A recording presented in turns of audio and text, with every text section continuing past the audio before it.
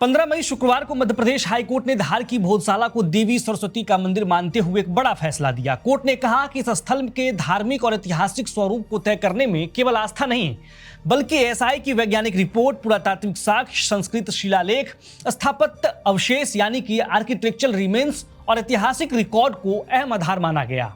अदालत ने अपने फैसले में अयोध्या केस के कई सिद्धांत का भी हवाला दिया। क्या हवाला दिया, अब उसे जानिए। तो हाईकोर्ट ने कहा कि धार्मिक आस्था को केवल तार्किक कसौटी पर नहीं परखा जा सकता, उसकी निरंतरता भी महत्वपूर्ण है। कोर्ट ने अयोध्या फैसले की तरह एएसआई रिपोर्ट, धार्मिक प्रतीकों, स्थापत्य अवशेष, ऐतिहासिक रिकॉर्ड और पूजा परंपरा को अहम माना। कोर्ट ने कहा कि एएसआई रिपोर्ट, संस्कृत शिलालेख, ऐतिहासिक साहित्य और पुरातात्विक साक्ष्य संकेत देते हैं कि विवादित परिसर मूल रूप से संस्कृत अध्ययन और देवी सरस्वती उपासना से जुड़ी हिंदू संरचना था, जिसके बाद वहां मस्जिद का उपयोग शुरू हुआ। अब इस केस में एएसआई की रिपोर्ट को कोर्ट ने कितना अहम माना है वह भी जानिए। सबसे पहले तो हाई कोर्ट ने कहा कि भारतीय पुरातत्व सर्वेक्षण यानी कि एएसआई एक विशेषज्ञ संस्था है और उसकी रिपोर्ट को सामान्य राय की तरह नहीं देखा जा सकता। अदालत ने अयोध्या फैसले का हवाला देते हुए कहा कि पुरातत्व विज्ञान कमजोर साक्ष्य नहीं है। कोर्ट ने कहा कि एएसआई रिपोर्ट को समग्र और वैज्ञानिक तरीके से पढ़ना होगा और उसके निष्कर्षों का परीक्षण संभावनाओं के आधार पर किया जाना चाहिए। अब आइए आपको बताते हैं कि एएसआई की रिपोर्ट में था क्या। तो आपको बता दें कि एएसआई ने हाई कोर्ट और सुप्रीम कोर्ट के आदेश पर भोजशाला में वैज्ञानिक सर्वे, जीपीआर सर्वे, उत्खनन, स्थापत्य अध्ययन और शिलालेख अध्ययन किया था। और फिर इस अध्ययन के बाद जो रिपोर्ट तैयार किया गया, उस रिपोर्ट में कहा गया कि वर्तमान संरचना एक पूर्ववर्ती विशाल संरचना के ऊपर बनाई गई है, यानी कि इससे पहले भी यहाँ एक विशाल संरचना था जिसके ऊपर यह बनाई गई है। रिपोर्ट का सबसे महत्वपूर्ण निष्कर्ष यह था कि अभी जो ढांचा बना हुआ है उस ढांचे में पुराने मंदिर के हिस्सों का भी इस्तेमाल हुआ है।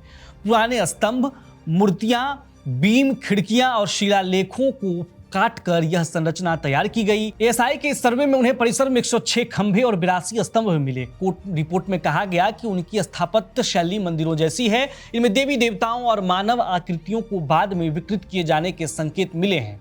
कई आकृतियां छेनी से काटी गई थी। कोर्ट ने इसे महत्वपूर्ण माना क्योंकि अयोध्या फैसले में भी धार्मिक प्रतीकों और स्थापत्य अवशेषों को अहम साक्ष्य माना गया था। इतना ही नहीं, एएसआई को 150 से अधिक संस्कृत और प्राकृतिक शिलालेख मिले। एक बड़े शिलालेख में पारिजात मंजरी नाटिका का उल्लेख मिला जिसमें लिखा था कि इसका मंचन शारदा देवी के सदन में हुआ था। कोर्ट ने कहा कि शारदा का स्तंभ देवी सरस्वती से है और सदन शिक्षा केंद्र का संकेत देता है। इससे यह निष्कर्ष निकलता है कि यह स्थल संस्कृत अध्ययन और देवी सरस्वती उपासना से जुड़ा हुआ था। चलिए, अब ये तो हो गई बात एएसआई सर्वे की।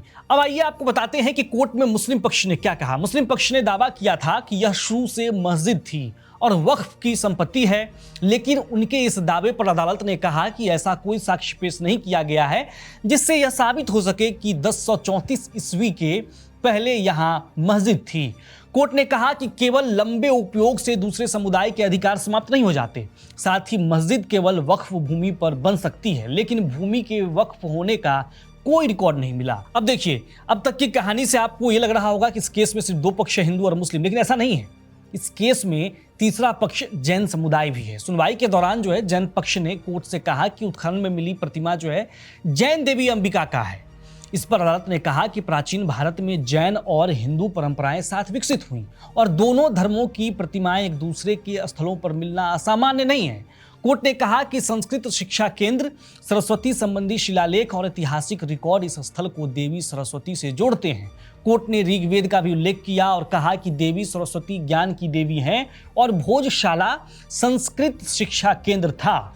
कोर्ट ने कहा कि यह मानने से इनकार नहीं किया जा सकता कि संस्कृत शिक्षा के लिए बने उस स्थल पर मां सरस्वती का मंदिर रहा होगा। कुल मिलाकर कहें तो पूरी सुनवाई के दौरान सभी पक्षों की बात को ध्यान से सुना गया, लेकिन एएसआई के सर्वे, वैज्ञानिक सर्वे, जीपीआर सर्वे, उत्खनन, स्थापत्य अध्ययन और शिलालेख अध्ययन से यही साबित हुआ कि यह मस्जिद नहीं, मंदिर था, इसलिए कोर्ट ने हिंदू पक्ष को यहां पूजा करने का अधिकार दे दिया। इस फैसले के बाद आज यानी शनिवार सुबह श्रद्धालुओं और अलग अलग समितियों के पदाधिकारियों ने शांतिपूर्ण माहौल में भोजशाला पहुंचकर दर्शन और पूजा अर्चना की। लोगों ने हनुमान चालीसा का पाठ भी किया। अब आप यानी कि दर्शक, आप बताइए कि कोर्ट के इस फैसले पर आप क्या सोचते हैं। 2003 में जो एएसआई ने आदेश दिया था कि यहां पर मुसलमान जो है सो नमाज अदा कर सकते हैं, लेकिन हिंदू पक्ष के लोग जो है वो पूजा नहीं कर सकते। इस पर क्या सोचते हैं कोर्ट के इस फैसले के आने के बाद? अपनी राय कमेंट बॉक्स में लिखिए। चैनल को सब्सक्राइब कीजिए और देखते रहिए विद टी चोखा।